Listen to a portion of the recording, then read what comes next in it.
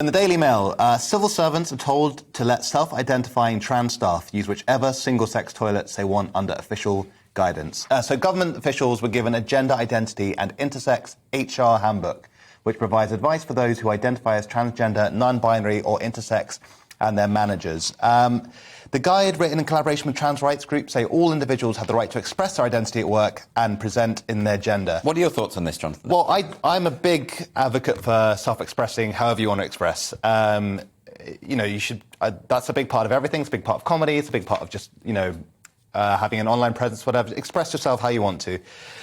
The toilet thing, again, that doesn't really bother me too much. There's toilets here that Well, lucky for you, eh? Lucky that you're not a woman who hasn't been sexually assaulted and maybe doesn't want to be in an intimate space. Let me finish. With men. OK, It doesn't bother me that much because I don't know very much about it. OK, carry on. OK, Jonathan. Well, yes, before Josh lays into you too hard. No, but you make a point, you're like, exactly. Some women who have been through those sorts of terrible experiences, they want those things. Or even women who haven't. And women who haven't. Yeah, maybe they don't want to clean wee off the toilet seats.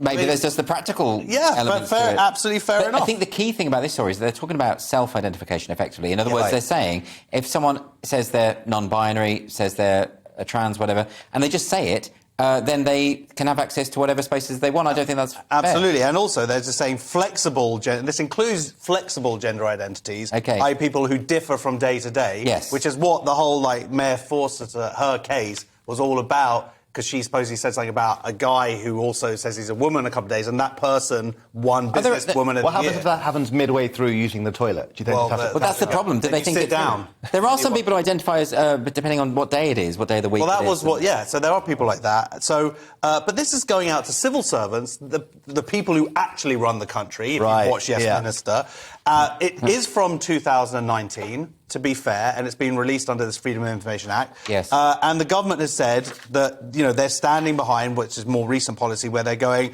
that spaces reserved for women and girls are to be maintained, which is in line with the Equality Act. But they haven't said what they're doing as any counter-guidance to this. This is the official guidance they've already got. Yeah. They haven't said, here's our new guidance. OK, well, but here's the problem, is that the civil service is completely ideologically captured. Yeah. We know this now. There have been multiple reports and whistleblowers. The civil service, the machinery of government, has a very partisan ideological line.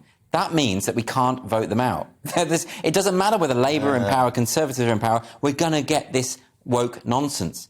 So we have to do something about the quangos, about the civil service, about all of these supposedly non-partisan bodies. This is why they should make a report that goes out to all these people, say, oh, actually, that thing that we said a couple of years ago isn't necessarily true, because that's not the policy anymore.